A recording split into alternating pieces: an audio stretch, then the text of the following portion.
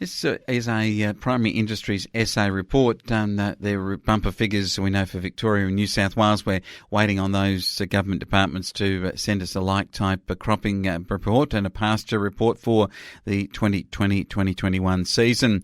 The data that we have before us today, though, which we'll put up for you at flownews24.com.au, it shows that the total crop production for South Australia was 9.15 million tonnes and that the crop area was 4 million hectares.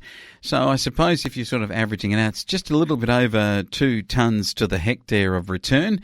Crop yields on the western and eastern Eyre Peninsula and the northern Yorke Peninsula, maybe the western parts of the mid-north too, and northern parts of the lower Murray were just a fraction below average, but yields in all other areas were average or above average, and well above average yields in some districts.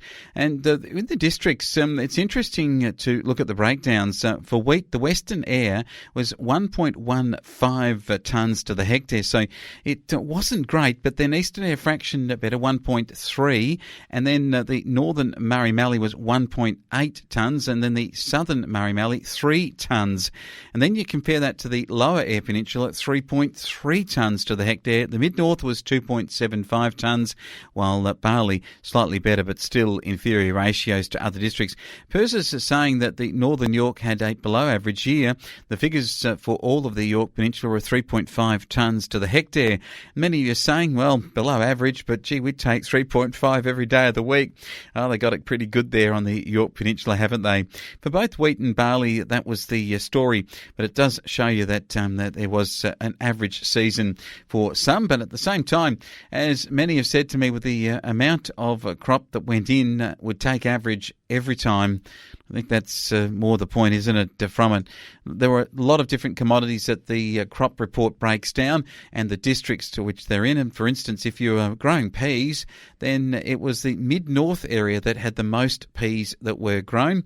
And if you were growing chickpeas, well, again, the area that topped the area for chickpeas was the upper north area of South Australia's states. So it's just some peculiarities there.